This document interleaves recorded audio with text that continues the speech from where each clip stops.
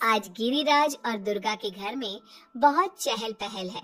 घर को अच्छी तरह से सजाया गया है। किचन में से अच्छे अच्छे खाने की खुशबू आ रही है। ऐसा इसलिए क्योंकि उनकी बेटी आभा और दामाद जी अहान शादी के बाद पहली बार घर पर आ रहे हैं। हिमांशी, बहुत जल्दी से सारा काम कर लो। आभा और दामाद जी आने ही वाले हैं। कुशल बेटा, तुम सारा सामान तो ले आए हो ना? और काजू कतली लाए हो या भूल गए?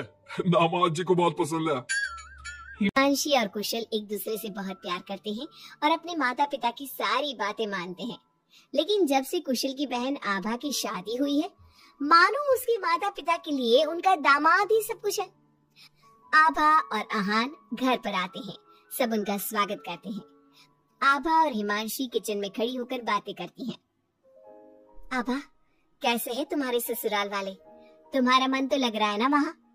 और अहान जी तुम्हारा ख्याल रखते हैं या नहीं? पता नहीं भाभी, कभी तो लगता है कि ठीक है, कभी तो लगता है कहाँ फंस गई। जैसे भैया आपकी मदद करते हैं, आपका ख्याल रखते हैं, अहान ऐसे बिल्कुल भी नहीं है। अरे इतना मत सोचो तुम।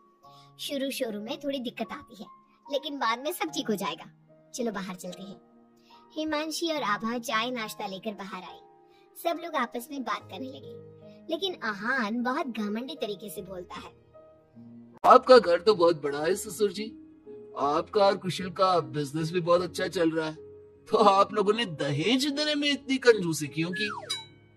अरे दामाद जी, कैसे बात कर रहे हो? आपके परिवार ने जिस जिस चीज की मांग की थी वो सब हमने आपको दिया है।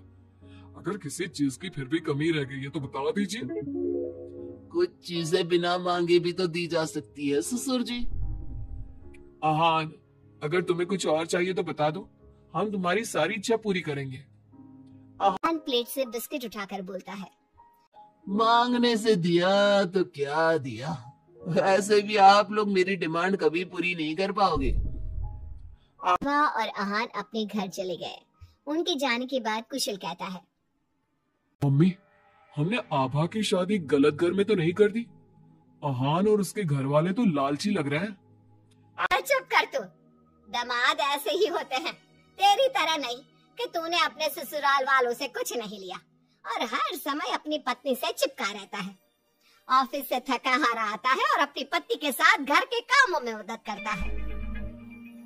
मम्मी, दहेज लेना तो गलत बात है ना, और हमारे पास किस चीज की कमी है? मैं अगर हिमांशी का घर के काम में हाथ बटाता हूँ तो वो भी मेरा ऑफिस का बहुत सारा काम करती है। इसमें बुरा क्या है? पति पत्नी को एक दूसरे की मदद करनी चाहिए। बेटा, किसी चीज की कमी तो अहान के घर पर भी नहीं है, लेकिन फिर भी हमने उसे दहेज दिया ना। ना केवल दहेज दिया बल्कि उनकी जो भी डिमांड थी वो सारी पूरी की। और उसने क्या किया? आपके और मम्मी के सामने ताने सुनाकर चला गया। आप दोनों को इससे दुख होगा। अहान ने इसका बिल्कुल ख्याल नहीं किया। बेचारी आभा का तो चेहरा देखने लायक था। कितनी शर्मिंदा हो रही थी वो अपने पति की बातों से। इस तरह कुशल ने अपने माता पिता को समझाने की खूब कोशिश की, लेकिन उसके माता पिता अहान को ही सपोर्ट करते रहे। और करते भी क्यों ना, हमारे समाज ने दामाद का रुतबा बहुत ऊंचे स्थान पर रखा है, चाहे फिर उनकी सोच कितनी भी नीची क्यों ना हो। इसी तरह से कई दिन बीत गए और एक दिन आभा अपने घर पर रोती हुई आई। अरे आभा, तुम रो क्यों रही हो? और ये तुम्हारे चेहरे पर निशान कैसे? आभा लगातार रोए जा रही थी।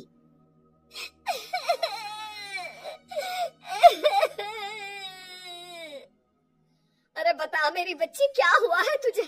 मत रो इस तरह, मेरा तो दिल बैठा जा रहा है। क्या हुआ है बेटा? हिमांशी और दुर्गा के बार बार पूछने पर आभा ने बताया। मम्मी, मुझे अहान ने बहुत मारा है। क्या? दामाद जी ने तुझ पर हाथ उठाया? लेकिन क्यों? वो रोज शराब पी कर आते और मुझे मारते, लेकिन आज तो उन्होंने हद ही कर दी। क्या अहान जी शराब पीते? ये बात तो उनके घर वालों ने बताई नहीं थी। अरे कौन अपने बच्चों की कमियां बताता है? आने दे तेरे पापा को, वही बात करेंगे अहान और उसके घर वालों से। शाम को जब गिरिराज और कुशल घर पर आए तो उन्हें आभा का चेहरा देखकर बहुत गुस्सा आया, लेकिन वो करते भी क्या? आखिर अहान घर का दामाद है। पर आभा के चेहरे पर चोट के निशान देखकर कुशल से चुप नहीं रहा गया। कुशल ने फोन करके आहान से बात की। आहान, तुम्हारी हिम्मत कैसे हुई मेरी बहन पर हाथ उठाने की? तुम्हारी बहन घर में किसी की बात नहीं सुनती, जो उसके मन में आता है वही करती है। अब तुम ही बताओ मैं कैसे चुप बैठ सकता हूँ? अगर वो किसी की बात नहीं सुनेगी तो तुम उस पर हाथ उठाओगे? मैं तुम्हारी तरह नहीं कि अपनी पत्नी के पीछे पीछे घूमता रहूं। अगर तुम्हारी बहन जरा भी टेढ़ी चली ना तो मैं उसे इसी तरह से मारूंगा। ये बोलकर आहान ने फोन काट दिया। ये सुनकर कुशल को बहुत गुस्सा आया। कुशल ने कहा, अब आभा अपने ससुराल नहीं जाएगी। आपने उसकी शादी गलत इंसान से कर दी। वो आदमी आभा के लायक ही नहीं है। अरे पागल हो गया है क्या? अपनी शादीशुदा बहन को घर पर बिठाएगा? लोग क्या कहेंगे? मम्मी, आपको अपनी बेटी की चिंता है या लोगों की? आहान हमारा दामाद है और घर में छोटे मोटे झगड़े तो होते ही रहते हैं। हमें इन बातों पर ध्यान नहीं देना चाहिए। हम आहान के माता पिता से बात करेंगे।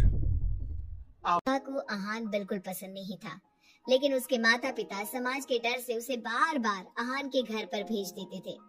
इस बार भी आभा को अपने ससुराल जाना पड़ा। एक दिन हिमांशी की तबीयत खराब हो गई तो उसने घर का काम नहीं किया।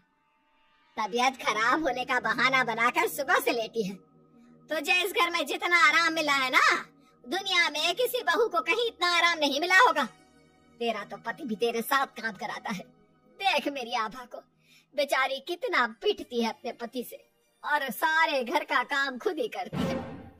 शाम को जब कुशल घर आता है तो हिमांशी उसे सारी बात बताती है। तुम मम्मी की बात का बुरा मत माना करो। मम्मी चाहती है कि मैं उनके निकम्मे दामाद की तरह बन जाऊं, जो अपनी पत्नी की बिल्कुल भी इज्जत नहीं करता। लेकिन मैं ऐसा नहीं बन सकता। कुशल ने हिमांशी का बहुत ख्याल रखा और वो जल्दी ही ठीक हो गई। वहीं आहान आभा के साथ बहुत बुरा बर्ताव करता था। आभा के माता पिता ना तो आभा की बात सुनते और ना ही कुशल की। एक दिन आहान किसी काम के सिलसिले में शहर से बाहर गया हुआ था। वो जिस होटल में रुका था वहाँ उसे आहान दिखा। अरे ये तो आहान लग रहा है, मगर इसके साथ ये लड़की कौन है? कुशल ने वहाँ कुछ लोगों से पूछताछ की तो उन्होंने बताया, ये तो अक्सर इस होटल में अलग अलग लड़कियों के साथ आते हैं, लेकिन आप ये सब क्यों पूछ रहे हो? कुशल बिना कुछ बोले वहाँ से चला जाता है और घर आकर सभी को ये बात बताता है। लेकिन उसके माता पिता को तो इस बात से भी कोई फर्क नहीं पड़ा। अरे बेटा, इस बात को यहीं खत्म कर दो। हम आहान से क्या कह सकते हैं? आखिर वो हमारे घर का दामाद है। बेटा देख, ये बात ना आभा को मत बताना, नहीं तो उसे बहुत बुरा लगेगा। आप दोनों किस मिट्टी के बने हैं? दामाद दामाद कहकर आपने उसे सर पर चढ़ा दिया। मैं आपकी बहू के साथ अच्छा बर्ताव करता हूँ तो आप मुझे झूरू का गुलाम कहते हैं। और आहान आपकी बेटी को जानवर की तरह पीटता है, अब तब भी उससे बात करने की हिम्मत नहीं करते। आप लोग बेटे और दामाद में इतना फर्क क्यों करते हो? बेटा, दामाद को तो सर का ताज समझा जाता है, हमेशा से ऐसा ही चलता आया है। अरे हमारे समाज ने ऐसे ही नियम बनाए हैं। चाहे वो आपकी बेटी के साथ कैसा भी बर्ताव करे, उसे जानवरों की तरह मारे पीटे। मम्मी, ये पुराने जमाने की बातें हैं। आजकल कोई पढ़ी लिखी लड़की इतना नहीं पीट रही जितनी हमारी आभा पीट रही है, वो भी सिर्फ आप दोनों की वजह से। मैं आज ही उसके ससुराल जाकर उसे सारी बात बता दूंगा और आखिरी फैसला उसका होगा। कुशल और हिमांशी आभा के पास जाकर उसे आहान की सारी सच्चाई बता देते हैं। आभा अपने भाई के साथ आ जाती है। घर आकर वो अपने पति को तलाक के पेपर भेजती है। हालांकि गिरिराज और दुर्गा अभी भी अपने दामाद के साथ है और तलाक के खिलाफ। उनको अभी भी समाज की चिंता है, बेटी की नहीं।